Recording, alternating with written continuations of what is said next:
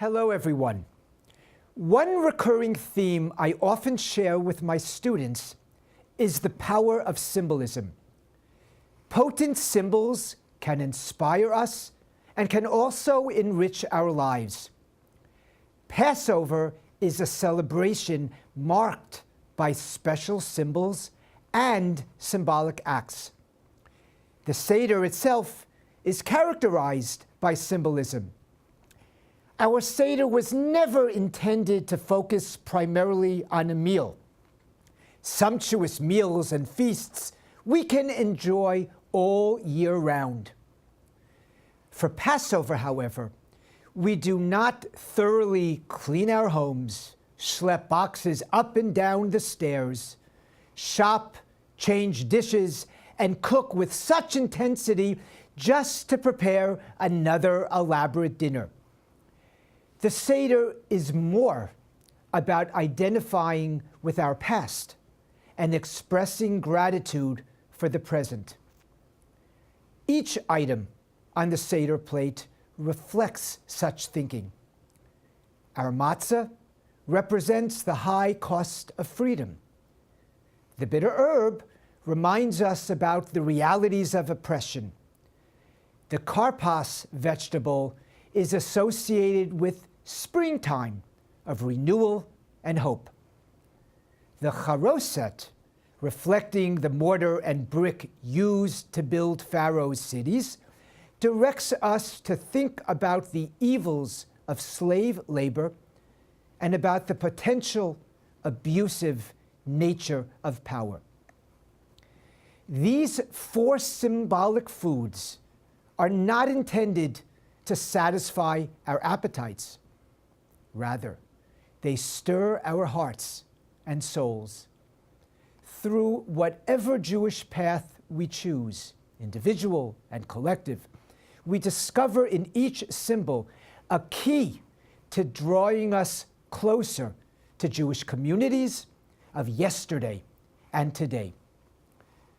The Seder, consequently, is one occasion when the symbols take precedence over the meal, when meaning transcends personal pleasure. The symbolic gesture of eating a dry, mostly tasteless piece of matzah links us to any Jew who has endured anti-Jewish abuse or hatred throughout our history. The bitter herb calls attention to bitter times when Jewish laughter and celebration were either suppressed or silenced. Although Passover is primarily an occasion to focus on the Jewish people, our symbols and symbolic acts during the Seder can have some more global transformative power. Through our rich Passover symbols, we can apply the values of freedom and activism to the world at large. Through our symbols, Judaism has always addressed vital subjects beyond the scope of our religion. By the time you hear these words, the March for Our Lives will have already taken place. The march was initiated by student organizers in solidarity with the students from Parkland. March for Our Lives will hopefully make an impact on our country's gun control legislation.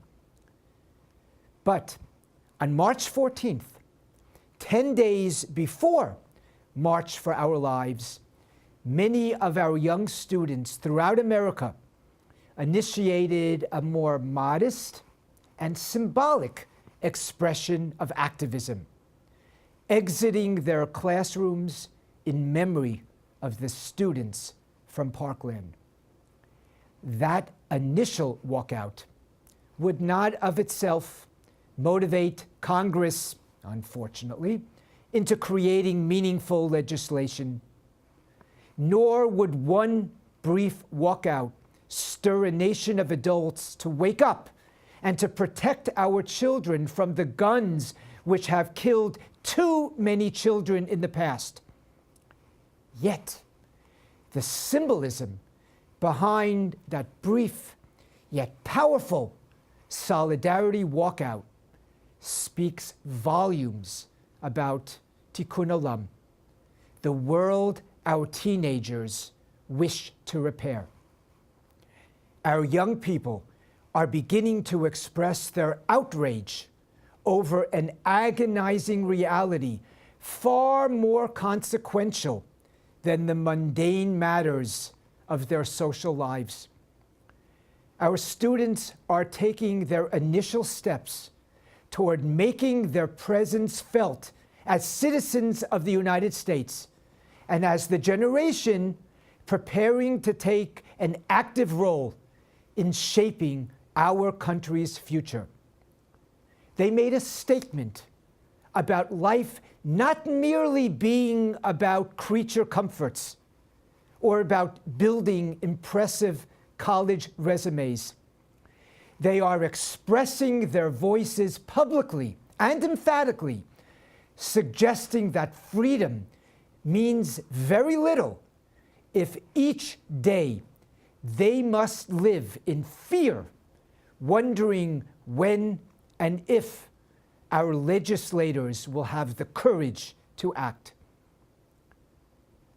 Aside from the association of the Seder plate with Jewish history and Jewish living, this year, I would like to also dedicate our Seder plate to ideals established by our students throughout America. May the matzah represent our haste in moving forward to protect the children of this nation. May the bitter herb constantly remind us about the unspeakable tragedies endured by all parents who have lost children to gun violence. And may the karpas represent the spring of hope, a new age in which our children can grow up in a true environment of freedom without having to walk through school doors uncertain about their safety.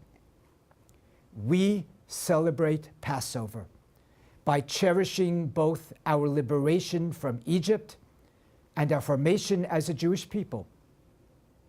This year, I hope we also remain vigilant about cherishing and preserving the freedoms we continuously pursue to live without fear in security and peace. I hope we pursue freedom and peace so that we can live with a quality of life we all so richly deserve. Chag Kasher V'Sameach. Have a wonderful and meaningful Passover.